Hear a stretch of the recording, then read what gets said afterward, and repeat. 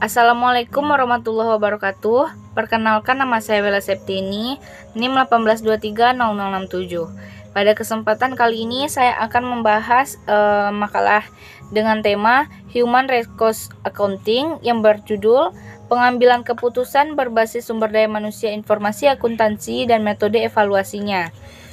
Pembahasan sumber daya manusia yang terampil dan terspesialisasi sangat penting bagi organisasi seperti properti fisik dan investasinya.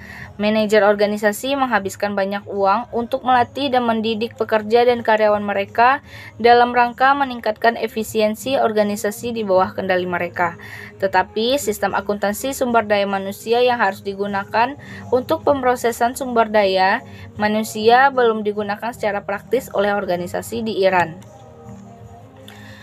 Kasus The American Accounting Association pada tahun 1970 mendefinisikan HRA sebagai sumber daya manusia, proses identifikasi dan pengukuran serta komunikasinya kepada pihak-pihak yang berkepentingan. Dampak langsung dari biaya sumber daya manusia pada laba yang dilaporkan dapat menyebabkan keputusan yang dipengaruhi oleh pertimbangan pajak terhadap laporan laba yang lebih besar atau lebih kecil untuk suatu periode. Seorang manajer yang berusaha keras untuk meminimalkan pembayaran pajak dan akan sangat menyukai investasi sumber daya manusia yang dikeluarkan daripada investasi sumber daya fisik untuk mendapatkan keuntungan pajak jangka pendek. Sementara manajer sudah menyadari aspek memalukan dari tren laba yang menurun dapat mendukung investasi sumber daya fisik daripada sumber daya manusia investasi sehingga dapat menunda dampaknya terhadap laba yang dilaporkan. HRA bisa menghindari ini bias yang tidak disengaja dan tidak dapat dibenarkan.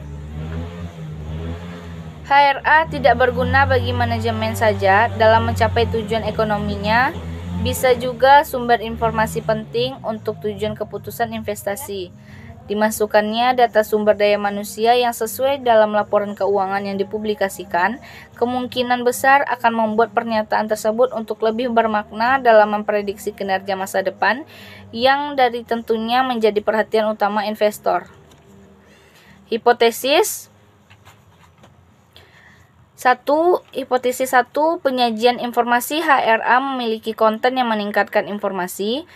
Hipotesis 2. Ada hubungan yang signifikan antara latar belakang individu dengan pengalaman dan dampak informasi HRA pada pengambilan keputusan. Hipotesis 3. Ada hubungan yang signifikan antara sudut pandang pribadi individu tentang penilaian SDM dan dampak informasi HRA terhadap pengambilan keputusan.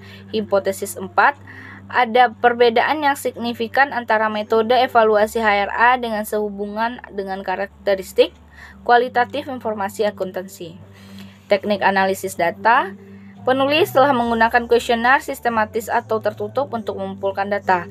Dalam hal ini, kita telah menyiapkan 2 kuesioner. Pada kuesioner pertama, laporan keuangan 2, perusahaan hipotesis tanpa memberikan informasi HRA disiapkan dan disajikan kepada anggota populasi statistik dan mereka diminta untuk mengalokasikan rial 50 juta dalam perusahaan tersebut di atas sebagai informasi yang disebut perilaku pertama. Pada kuesioner kedua, laporan keuangan yang berisi informasi HRA adalah didistribusikan di antara anggota populasi yang sama 2 minggu setelah pengumpulan yang pertama kuesioner dan mereka diminta untuk melakukan investasi yang sama lagi yang disebut perilaku kedua.